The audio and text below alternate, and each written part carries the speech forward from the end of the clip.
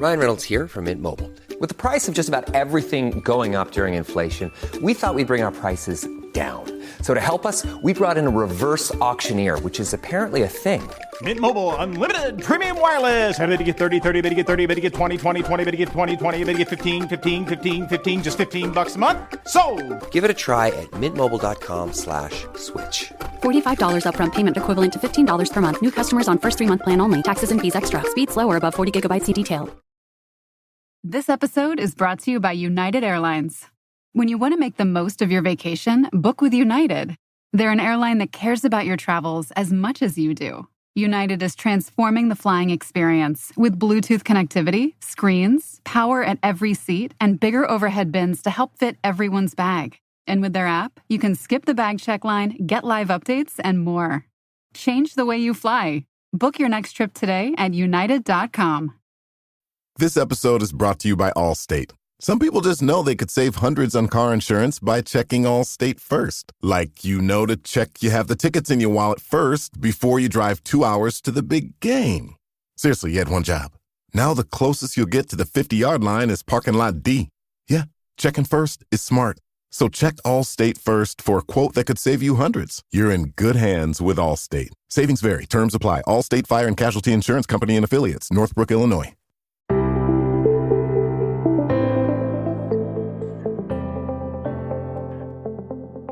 Welcome to the Paddock and the Pavilion, where we bring you the best stories from horse racing and cricket. Today we head down under for the Caulfield Cup, a key race in the Melbourne Spring Carnival. Our guest is Peter Hutchinson, who won the Cup in 1993, something his legendary father Ron Hutchinson never did. Hear Peter's story of that dramatic day, with a special cameo from Ron himself. You're in for a treat. Hello, Peter. It's nice to see you on the Paddock and the Pavilion. Good to be here, Stephen. You're usually the man that just sets up the former classic winning jockey, Ascot Gold Cup winning jockey, and the man who rode more than 1,000 winners in Europe, just to set him up, aren't you? That's it. Yes, I'm the technology man, Stephen. That's and hold my father's hand. That's all I do these days. He doesn't do too bad for someone approaching 97, and he will appear later in this episode. But to start with, how are you? You just come back from a holiday in the UK, your country of birth. That's it. Yes, I've got two. I'm a very late starter to fatherhood, and I've got two children, 11 and 12, and they were keen to see where I grew up and went to school, and I thought my little boy is just ready to start high school next year, and it's our last chance to do it. So we've just had a 3-week holiday, driving holiday around England, and it was very successful. Weather was good for a couple of weeks, and then that rain bomb hit a week or so ago and flooded all the motorways, and that was interesting. And you're now back in the sunshine, although Melbourne weather can be very unpredictable, can't it? It is this time of year, springtime. It's very unpredictable. They say you get 4 seasons in one day, and it's very true. But it's been nice since I got back, arrived back on Friday, and it's been beautiful so far. So fingers crossed.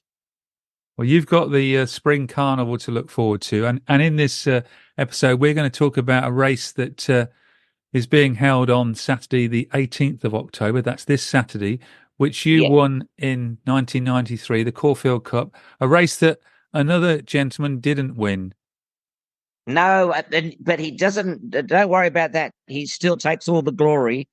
We have a lunch on the eve of the Cup, and here he is. He walks the trophy in, just pretending to be Peter Hutchinson's father. That's all he is, hanging off my coattails. We've also got a special guest in, presenter and journalist with Racing.com, Edward Sadler, who's also going to be on this podcast. I spoke to him at the beginning of this month. But to start with, we know a lot about Ron Hutchinson. We don't know that much about Peter Hutchinson. Were you always going to be a jockey?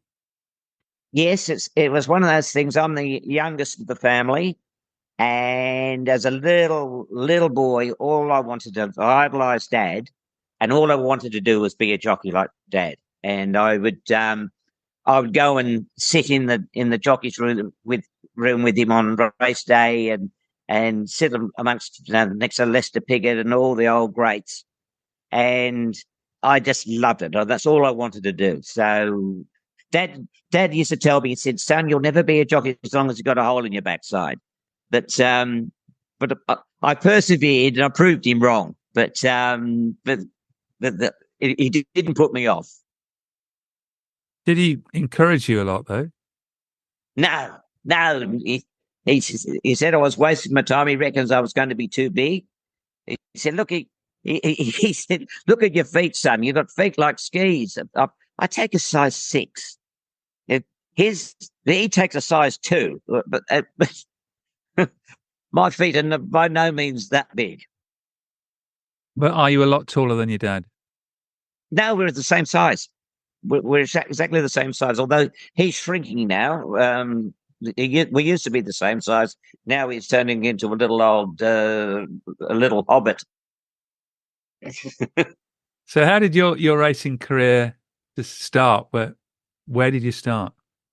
Well, I didn't sit on a horse until I was 12 years old, and my brother took me down to Jack O'Donoghue down at Reigate, and Jack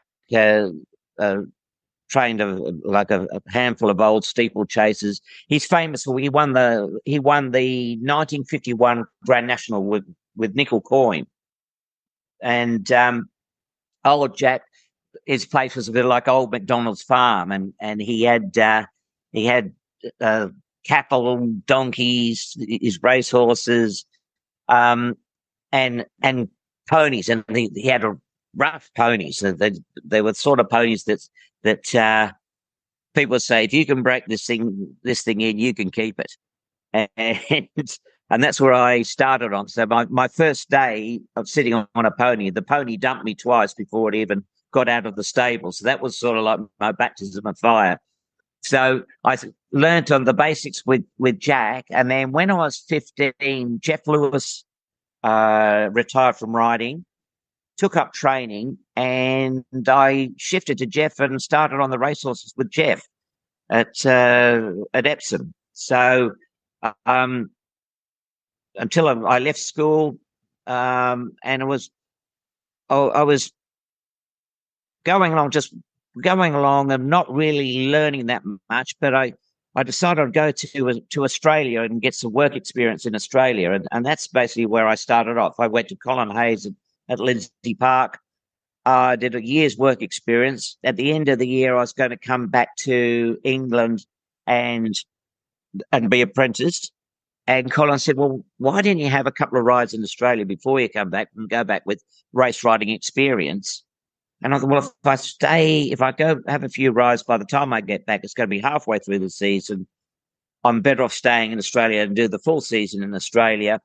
And after the full season, I was the leading apprentice in South Australia. So that sort of sealed my fate. What year would that be then?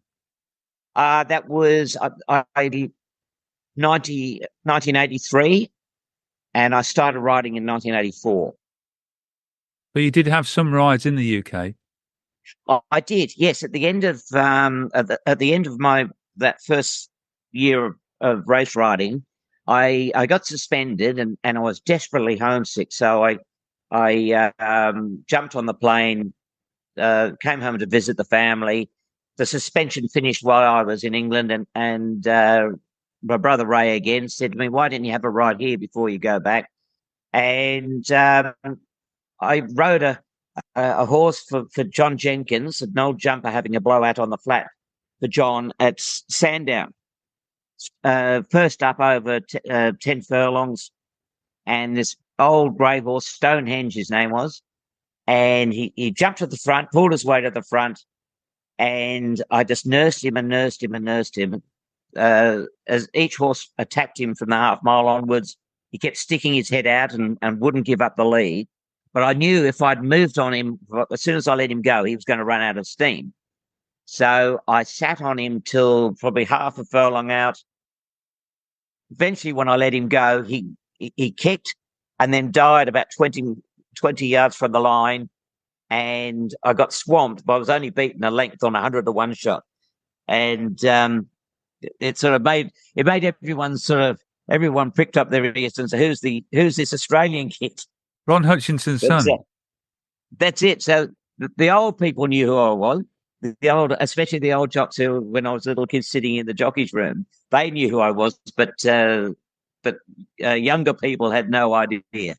So that was my launch into English racing.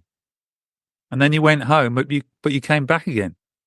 Yes, well, I went straight back to Australia. There a couple of days, and my mother called me and said, "Guess what? The Aga Khan saw your ride, and he would like you to be his jockey." So I thought, "Oh, this is an opportunity I can't miss." So I jumped back on the plane. I went to Fulk Johnson Horton was training for the Aga Khan at the time, and went to ride for Fulk. But as it turned out, being the Aga Khan's jockey was anything that Pat Edry, Willie Carson, Steve Cawthon didn't want to ride, and I was riding all the four stringers, Carlisle, Catterick, the ends of the earth. So I didn't last long. But you got to ride in those famous silks. Yes. So I had a good 6-week stint as the Aga Khan's jockey. So, but as I always say, I've been sacked by the best. And then you went home to be a regular jockey in Australia. I did. I stayed. I hung around. I transferred my identity to my brother. Ray was training at the time, so I stayed for 6 months. And at the end of the 6 months, I went back to Australia and resumed the successful career there. And that successful career includes this win in 1993 in the Caulfield Cup. And we're going to come on to that shortly. But Firstly, for listeners, certainly in the UK, let's find out a bit more about the Caulfield Cup from our guest today on the podcast, Edward Sadler. Where does the Caulfield Cup sit in the Australian racing calendar, Edward? Interesting question, Stephen. With races like the Everest and the Golden Eagle, the pecking order for Australian racing has changed. But in summary and throughout history, it's been one of our big four. The big four of Australian racing are the Caulfield Cup, the Cox Plate, the Melbourne Cup, and then the Golden Slipper in Sydney. So from a Melbourne Spring point of view, the Caulfield Cup's the first of the big three here. And what about distance? And it's a handicap as well, isn't it? It's a handicap over 2,400 metres. I think it's the world's richest 2,400-metre handicap race. And it's with being a staying handicap 2.5 weeks out from the Melbourne Cup. Both races have got a strong history between the two of them. Yes, well, especially last year because you had a winner of both races. We did, without a fight, who was formerly trained in the UK, but by Ed and Simon Crisford. But in saying that, it had been 22 years since we'd had one of those, Ethereal back in 2001. So I think only 12 horses have completed that double. It's not an easy thing to do, and a great deal more have attempted to do the double and obviously haven't been able to be successful there. So what qualities would you say you need to win the Caulfield Cup? I think you need to have the stamina necessary to run out of strong 2,400 metres, but also that ability to quicken and ability to maintain a sustained run, because the race is really on from the 600 metres mark. So those horses that take a while to get going probably aren't going to be as suited as those that can quickly move into a staying race like that. And it's quite a big field. Yep, capacity of 18. So decent-sized field for I would say by British standards, you would call Caulfield a fairly tight track. So, 18 runners, it's certainly a big field. Who would be the famous winners of the past? And have you had overseas winners?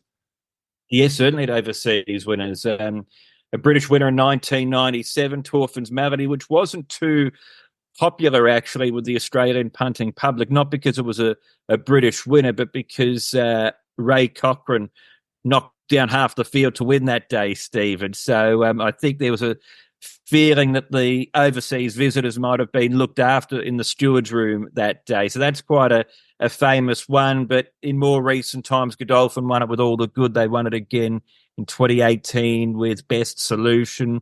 Admire Acti, Murder Glass have won it for Japan. And Dunedin won it for France as well too. So yeah, a strong international on a roll from the 90s onwards. I can tell you still haven't forgiven Ray Cochrane then. I'm just relaying the story, Stephen. But that was a strong feeling at the time that if it had been a local horse that had caused that interference, the result might have been different. So, Peter, have the Aussies forgiven Ray Cochrane? Yes, Lady Anne Harry's. It was a very rough finish, and I think Edward's right. It was very controversial at the time. And here we have travellers in their natural habitat enjoying guaranteed 4 p.m. checkout at fine hotels and resorts booked through Amex Travel, and they don't even see what's coming at them. We're in. We got the table. Yep, with Resi Priority Notify, they're alerted when hard-to-get reservations open up. Reservation for 2? Save the best for last. Thanks to Amex Platinum, the last day vacation brings yet another experience. That's the powerful backing of American Express. Terms apply. Learn more at americanexpress.com/withAmex. When it comes to towing, seeing is believing.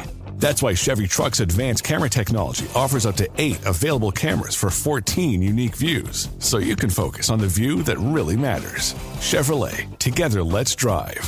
Learn more about Chevy Trucks at Chevy.com. Safety or driver assistance features are no substitute for the driver's responsibility to operate the vehicle in a safe manner. Read the Vehicle Owner's Manual for important feature limitations and information.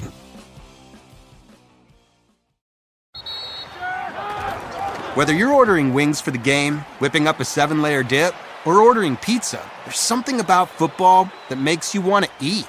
And this football season, Uber Eats has the best deals on game day food. No matter what you're craving, from 2-for-1 pizza to buy one, get one wings, Uber Eats will be dropping new deals each week, all season long. Uber Eats, official on-demand delivery partner of the NFL. Order now. Terms and conditions apply. See app for details.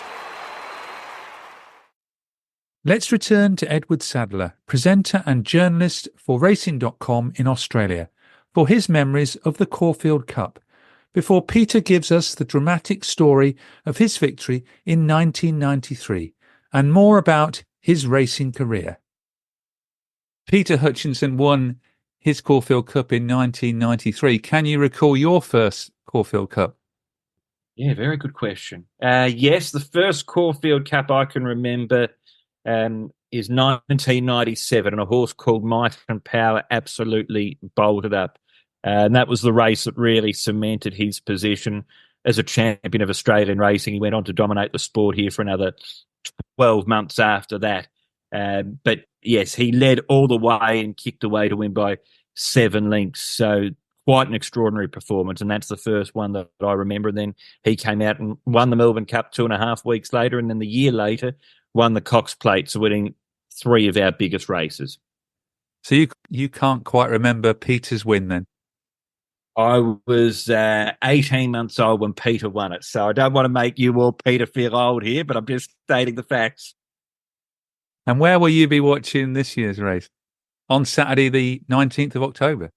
The 19th. It's one of the best days in Australian racing, the way it works out, because the Everest, the new race in Sydney's also on that same day, so it's a rich sprint race. You've got the historic Caulfield Cup for the stayers, and still figuring out my vantage point, Stephen, but I'll be watching very, very closely. It's a brilliant race. It's on from the word go. And you've got that charge into that first turn with a short run from the start to the first turn. The horses then tend to find their order by the time they climb the hill at Caulfield, and then when they get to the railway side with 800 metres, it's on from there. That's the business end of the race. So it is an exciting race to watch, even if you haven't had a wager or you're not professionally involved in the race. Let's talk about your win in 1993. Was that how many times had you ridden in the race before that?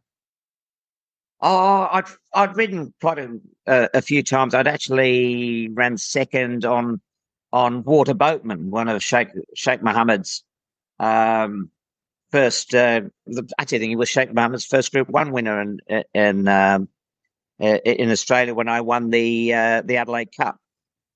He ran second. But Fra was an interesting one because I was actually under a lot of pressure. He's a British horse as well, originally. Fra. He was, yes. He was another Sheikh Hamdan's. He was one of Sheikh Hamdan's, and he was a difficult horse. He was actually a mongrel. He was a shocking barrier road.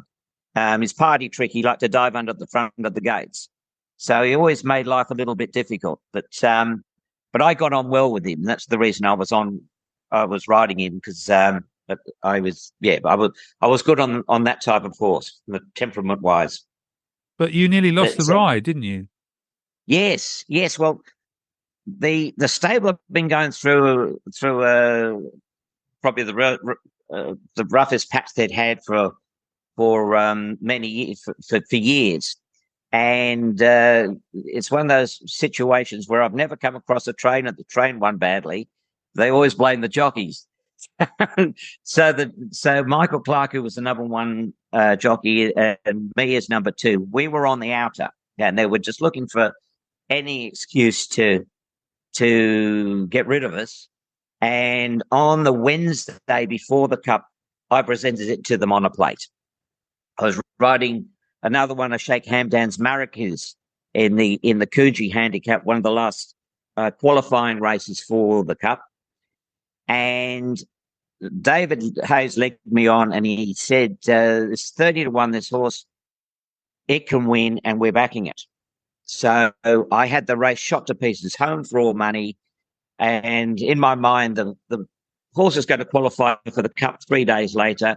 The last thing you want to do is give it a gut-busting hard run. So I put the whip away, rode hands and heels to the line, and you wouldn't believe it. A horse called Silk Harley got up and done me right on the post. Well, I was horrified, and I came back. In hindsight, it wouldn't have made any difference. If I'd kept going with it, it would have made any difference. The horse was still running strongly to the line. But I came back in. David wouldn't talk to me. Colin got me back down towards halfway to the jockey's room and basically gave me the greatest spray I've ever had in my life. He tore me a new one, basically. And I was absolutely devastated. I turned up at work the next morning, and everyone seemed, don't worry, that was yesterday. Don't worry about the next one. I said, that was a bit easy. I said, something's not right here. On the Friday night, the eve of the Cup, our big owners, Peter Devon and Les Gordon, had a Caulfield Cup function, and I had a full book of rides. So I thought, and I'm on stage going with the interviewer, going through what I was riding on the Saturday. And as I was going through it, I glanced over at the table, and I saw Colin give David the angry stare, and David just looked at him and meekly and shrugged his shoulders. I've been done here. And sure enough, I picked up the paper the next morning, and all the rides, I was taken off everything I was riding for the stable except Fra. And the only reason I was still on Fra was the riders were declared for the Cup on the Wednesday morning before I'd actually, before my indiscretion. So I actually went into the Cup not only trying to win a Cup, but trying to save them a job as well. So that's what you call a hell of a lot of pressure. Sounds like it. And I watched the race. It was a very dramatic race as well. Well, as far as I was concerned, everything just worked perfectly. Fry, he was big odds, but he should have been on. It was a 30-1 shot, but he should have probably been about an 8-1 shot. His form was misleading on paper. He was actually primed for the race. He was ready to go. The biggest worry was what he was going to do in the gates, and he behaved beautifully, behaved perfectly. He jumped beautifully, put himself into the perfect spot. Seventh one off the fence, and I was outside Jim Walker on the favourite, the Phantom, and as we got past the post, and I just looked over to him and I said, "Oh, haven't we ridden these a treat?" He looked at me a bit strangely, but anyway, we did. I just had the perfect run, and in Group 1s, nothing ever goes perfectly. Something's got to sort of at least get in your way at some stage, but this time nothing happened. I got the perfect cart into the race, following a 3-year-old that I knew would get to the 2,000 meters, but was doubtful at the 24. She carted me into the straight. I got the beautiful clear run in the straight. Fra probably barely ran out the 24 that day. He'd had enough on the line, and they were bearing down on me hard, but he just got his nose out. And talk about, is there elation when you win a Group 1 like that? Mine was just relief. So I came back to scale, and Colin was there to lead me back in. And I said to him, "Am I forgiven?" And he said, "Yes, I think so." So that saved my job at least for about 6 months anyway. Not often you have to win a Group 1 to save your job. No, that's it. That's it. It was like a pressure cooker, I tell you. Was that the best day's racing in your life? Well, yes. Well, that was without doubt my biggest win. Probably the best day though was the year that when David Hayes had just taken over the reins from Colin, and we had he had the 6 winners on Derby Day, six of the 8 on the card, and I managed to ride 2 of them, which was I was involved in 2 of them, which was fantastic. Was that after 1993? Was that after 1993? No, that was before. That was about 1990, I think, was it, or 1991? And I think it was 1991. I was there to ride. I was going to ride after running second on Water Boatman in the Caulfield Cup. I was there to ride him in the Melbourne Cup. So I got amongst it on Derby Day, and managed to pull off a couple of group races as myself. So it was a pretty big day. Did you carry on riding much after 1993? When did you retire? Yeah, I went through. Yes, I rode through till from 97 onwards. I had a lot of accidents. I just went through a spate where at one stage I had 7 accidents in 18 months, and what happened? The rides became, because of all the setbacks, the rides became fewer and fewer, and in 2000, when was it? When did I go to Macau? It must have been 2002. I went to Macau for a stint, and when I came back, the rides were dried right up, and begrudgingly I retired. It just the logistics of it just wasn't working, and I retired early. I was only 36. I got fat, and went off to, didn't know what to do. Tried lots of other jobs, and nothing could fill that gap that in my soul. And I did a weight loss. I was doing some work for the radio, and doing some promotional work for the radio. And one of the clients was a weight loss company, and they employed me to do their program and document document the program, what I was eating, what I was drinking, what I was exercising each week on the show. And sure enough, I started to lose weight. And next when I was great trainer Robert Spurden was talked me into writing track work. And I said to him at the time, I said, if I start writing track work, I'll get stupid ideas about making a comeback. And he said, oh, don't worry, we'll put a stop to that. He said, I won't put you on. And sure enough, to his word, he stuck to his word. But no, he supported me. He gave me great support. And sure enough, I made a comeback at the age of 42, like a punchy old boxer. At the age when most retire, I made a comeback and had another 5 years, 5 successful years. So before I eventually had a bad track work accident in New Year's Eve 2012 and broke my leg really badly, and that finished me. So so I did well in the end. But some great memories of the Caulfield Cup as a race. That's it. It's always it's always one of the great races of the card. Now to manage to win it myself, that was just fantastic. So of course, 3 days later, Steve, this is how my luck was going too. I went from 3 days later, I was feeling good, did an extra one track work, and the horse ducked out with me at the gap, hit the running rail. I went straight over its head and landed on my backside and snapped in the middle, ended up in hospital nearly in a wheelchair.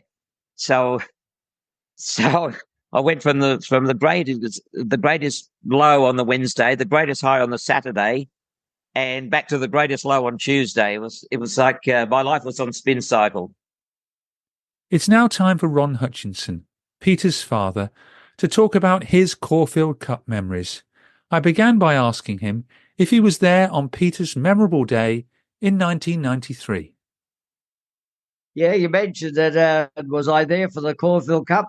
Steve, I certainly was, and I was very proud of him. He gave the horse a terrific ride and got up a winner. And it was a great thrill for me and a very proud father, I can tell you. That was good. Yeah, so, and being associated in those days with Lindsay Park and Colin and myself and other directors of Lindsay Park, it was a great time at that particular in those days. How good a jockey was Peter? I think he was very good, excellent. As a matter of fact, he surprised me by all means, I can tell you. He was very polite before. He said that I told him he'd never be a jockey as long as he had a hole in his backside. But I said I had the right thing. I said, you'll never be a jockey as long as you got a hole in your ass. Yeah. So I apologise for being rude, but that's the truth. Yeah. But he did manage to win the Caulfield Cup. What was your record in the race? Oh, I was as a 16-year-old apprentice, I ran second. I think it was way back in 44. I think 45 or whatever. Anyway, I rode a horse called Rainbird, and she had only a light weight of 7 stone 4, 7.5, whatever it was. Anyway, she ran second to a horse called St. Fairy. Scobie Breezy, he rode the winner, and I rode Rainbird, and she ran second to St. Fairy, and then come out and won the Melbourne Cup that year. So I think it was 1945. That's it. Yeah. So it was good. And that was one of my first claim to fame with the Caulfield Cup, and then I rode Sailor's Guide when he ran third to Tulloch. I think it was in Tulloch. Neville Selwood and Tommy Smith won the cup that year. So I've had a few places again in the cup. Yeah, because your great friend Scobie won it 5 times. I think it was 4 or 5. Yes, he was very successful. Of course, he's Scobie was a great jockey in my opinion, and probably at that particular time I consider him the best in the world. So it was great times. Who is going to win this year's Caulfield Cup? I asked Edward and Ron for their thoughts on Saturday's race. Talking of wagers, and we're recording on the 4th of October, any tip for the race? I'd go with Warmonger. He's trained by two really good trainers in Mick Price and Michael Kent Jr. He bolted up by 10 lengths in the Queensland Derby over 2,400 metres back in June. So he's proven at this distance. And a lot of horses are using the Caulfield Cup as a lead up towards the Melbourne Cup. It's not necessarily their grand final, whereas Warmonger has been targeted right the way through at the Caulfield Cup. And I really like the way that he resumed over a mile back in September. So the way that he's going, he looks the one to beat. Well, look, Steve, I think it's a very open race this year. I don't know what the imported horses they're coming by. One there's a pretty good horse coming from Hong Kong or Japan. I think it's coming from. It's a pretty good horse. It's got good form, and of course with the English horses coming here too. I think they're a little bit better than the group here in Australia. So I'm looking forward to a horse like Buckaroo. He's a favourite at the moment. He ran quite well, and then Gay House has got one in it that sure to run well. It's a European horse, but it's sure to run well. And but to try and pick a winner in the Cup, I think it's a very hard and difficult time this year for sure. Where will you be watching the race on Saturday? Well, hopefully I'll be at the. I'm a member. I'm a life member of the Melbourne Racing Club, and I'm hoping that I will get there and be well enough to get there. I've been invited up into the committee room to have lunch up there with the committee and all the guests. So I'm looking forward to being up there and watching the race from the committee or the stand at the committee room. Yeah, so that's my day. So you'll get a chance to spend some of the day with that Caulfield Cup winner, Peter Hutchinson.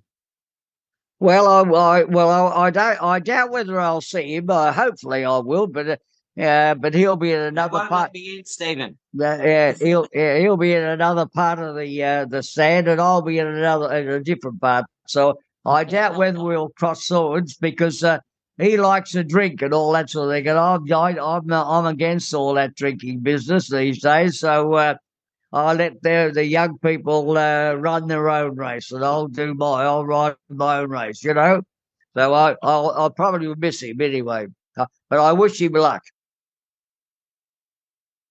You are listening to the Paddock and the Pavilion with me, Stephen Wallace. Ron, who will be 97 in December, has joined me on several previous episodes. Most recently in June of this year in episode 273, when we discussed his most famous victory, the 1974 Ascot Gold Cup, where he rode Ragstone for the Duke of Norfolk.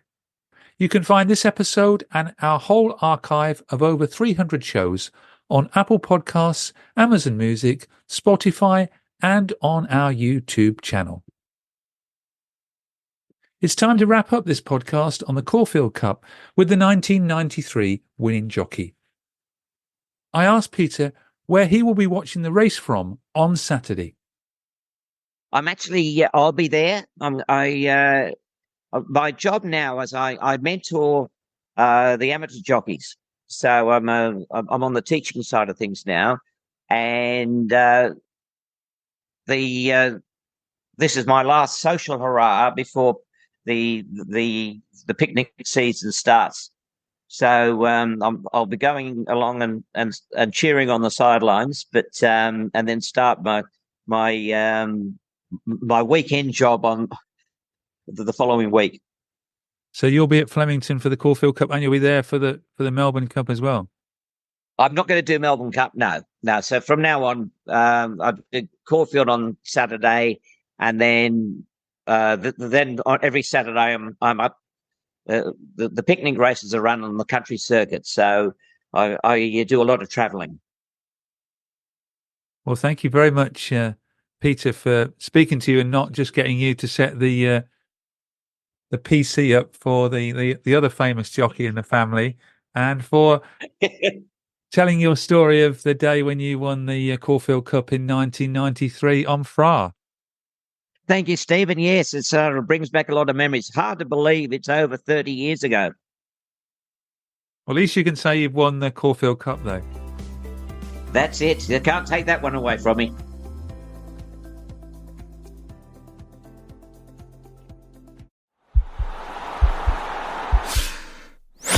This podcast is part of the Sports Social Podcast Network.